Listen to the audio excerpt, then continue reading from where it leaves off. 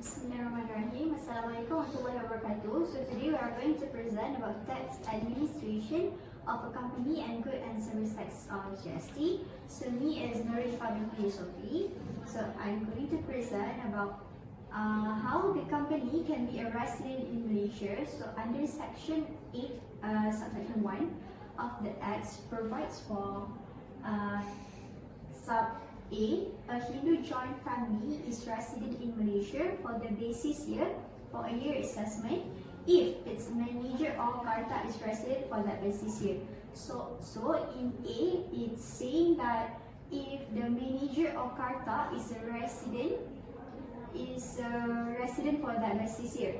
Next is sub B, a company or a body of person not being a Hindu joint family carrying on the business or businesses is resident in Malaysia for the basis year for a year assessment if at any time during that basis year the management and control of its business or if any one of its businesses as the cases may are exercised in Malaysia.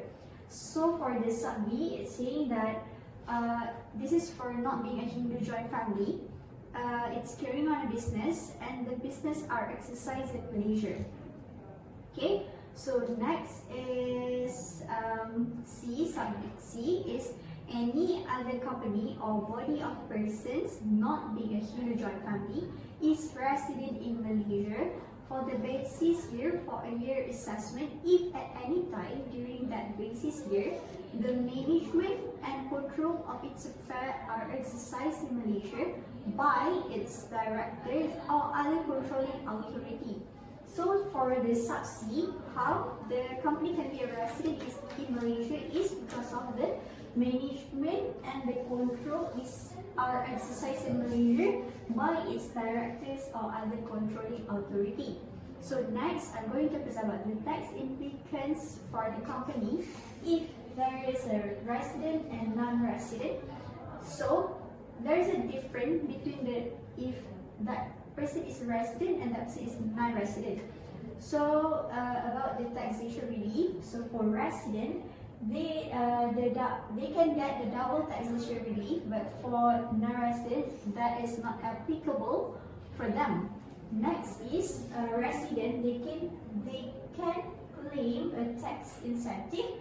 Meanwhile, non-resident cannot claim any tax incentive. Next is resident, they can maintain section 108 account. Meanwhile, non-resident, they cannot maintain that section. Okay, for the last point is resident, the dividend and distribution by a resident company in a basis year are deemed to be derived from Malaysia. And for the non-resident, dividend and distribution by the non-resident company is not a Malaysian source dividend. So next, my name is Aina. So firstly, I will explain about what IRB does in practice to identify the company be a resident in Malaysia. Alright. So IRB will issue the certificate of resident that company can apply to have IRB to confirm the resident status of the taxpayer. So company can apply the certificate of resident in two ways. Firstly, they can be made through online or they can be made manually to any IRBM branch at self-investigation branch, revenue service centers and satellite offices.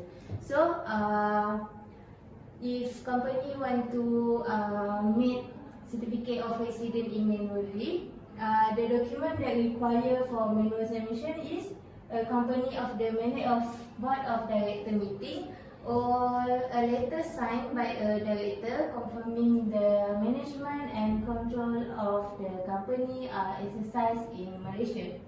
And second document that particulars of company director of officers issued by Companies Commission of Malaysia, which is CCM.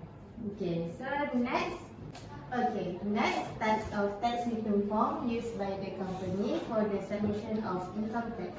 So, company must submit return form, which is form EC to IRB, and this form must submit within 7 months from the date following the close of the accounting period. If company fail to submit form EC within 7 months, the company is liable to a penalty that can be imposed under Section 112 Subsection 3 of Income Tax Act 1967 based on the due date for submission of income tax return from IRPF. Okay, so I am Fatima Azzahra. I will continue with the procedure that are complied by company for income tax under self-assessment system. For your information, self-assessment system is for the companies where under this system, companies are required to furnish an estimate of tax to make payment of tax and file the Form C to IRB, aka Inland Revenue Board of Malaysia. First thing first is tax estimate, which is every company is required to furnish an estimate of income in prescribed form, which is Form CP 204, but not later than 30 days before. And then basis of estimation cannot be less than the revised estimated tax payable for the immediate preceding year of assessment. Next is the revision of the estimate tax payable. Pursuant in Section 107C subsection 7, a company may apply or revise its estimates for tax payable in the 6th month or in the 9th month or in the both month of the basis period. And a notice of revised installment installment payment, which is Form CP 206, will be issued by IRB or LHDN to confirm installment payments following the revised estimate. Next is payment of tax, which is estimated tax payable must be paid in equal monthly installments using a remittance slip, which is Form CP 207, and must be paid on or before the 10th day of each month, beginning from the second month of the basis period for a year of assessment. And there are two type methods, which is by post. All payment by check and bank draft must be made payable to the DG, which is Director General of IR, Inland Revenue. And second is payment at the counter. Also can be made at IRB's payment counter, which is IRB. IRB is Inland Revenue Boards of Malaysia payment counter. Next is payment of balance tax. The balance of tax payable must be paid on the last day of the 6th month from the date following the close of the accounting period, which is the due date of the submission of tax return. So next, penalties. There are 3 penalties, which is underestimates, the penalties for underestimates, the penalties for the late payment, and the penalty for failure to furnish tax estimate. So I have explained to you the procedure that must be complied by the company for income tax and the self-assessment system. But what will happen if they are not comply this self-assessment system? If the company does not comply this self-assessment system, first there are 3 types of penalties, which is penalties on underestimates of income tax payable. Second, penalties on late payment of tax installments, and the last one is penalty for failure furnish tax estimate. First, we will start with penalties on underestimates of income tax payable. Why they get the penalties on underestimates? Because if no revised estimate is furnished and tax payable under an assessment exceeds the revised estimate of tax payable for that year of assessment. And the difference, and second one, the difference which exceeds 30% of the tax payable under the assessment is subject to a penalty of 10%.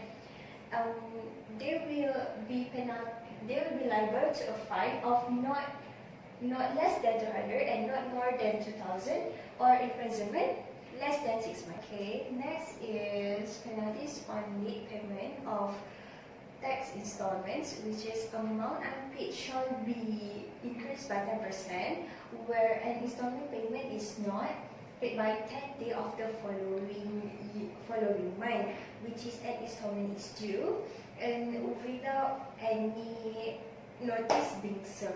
Next is the last one is penalties for failure to furnish tax estimate, where the companies which fail to file with subject to a penalty estimate tax payable whenever the tax estimate payable is 500 and above, they will be compound as much as 300, and whenever it's starting from 501 to 1 million will be compound as much 500, and the last one 1,001 and above will be compound as much as 1,000. Okay, that's all from me. Thank you. So I am Afrina and Nabiha. I would like to explain about the differences between SST and GST. Okay, so SST is sales and service tax, meanwhile the GST is goods and service tax. Okay, so SST is sales tax, is only imposed on one level of production, which normally happens at the output level. Meanwhile, the GST is a consumerism tax based on added value concept at each level in the supply chain. Okay, so SST is the service tax that imposed on certain service when offered to the consumer. Meanwhile, GST imposed on goods and service at every level of production and distribution in the supply chain, including export goods and services. Okay, so here are the differences between SST and GST. So basically, SST are imposed on output stage, which is only one stage. Meanwhile, GST are value added and multi-stage tax. So the advantages of SST are simple and straightforward, no refund issues to business operators, focus on narrow scope and people friendly. Advantages of GST are never a cost to business, which is input tax available, open tax invoice received, and business friendly. As we can see, the advantages of SST are more than advantages of GST. Okay, now let's move on to the disadvantages of SST and GST. So the disadvantages of SST are, SST is a business cost and deduction is based on sales, which is matching principles. Meanwhile, the disadvantages of GST are wide coverage and comprehensive. Refund is an issue of consideration for GST registration, and GST is imposed eventually on price sold to customer despite having input tax credit and resulting in cascading prices. So as you can see, the disadvantages of GST are more than disadvantages of SST. So I would like to tell that SST are more better than GST. Okay, now let's move on to the computation of SST and GST. So here, this side are about SST and this side are about GST. So SST are 10% and 6%, meanwhile GST only 6%. But SST only tax are imposed to the manufacturers, and the final sales price for the consumer are 159. Meanwhile, the final sales price for the consumer on GST are 162.70 cents. And as we can see, the price on SST are much cheaper than price on GST. And the total tax collected by government on GST are 19 ringgit. Meanwhile, the total tax collected by government on GST are 9 ringgit and 31 cents. So as we can see, SST give the advantage to the consumer and also the government, which is consumer pay the less money to get something, and government will get more revenue on tax. So that's all from me. Okay, so I'm going to talk about the chronology of changes from SST to GST and back to SST in Malaysia. So firstly, we start with the sales tax. It was when it was implemented in 1972, and then in 1975 they changed to service tax.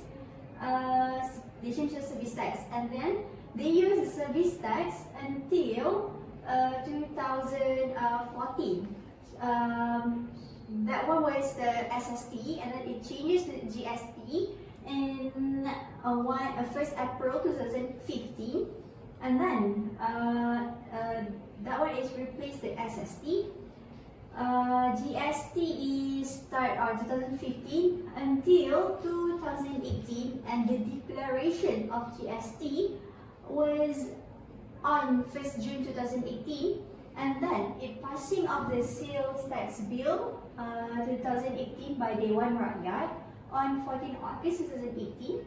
At this moment, they wanted to change GST to SST back.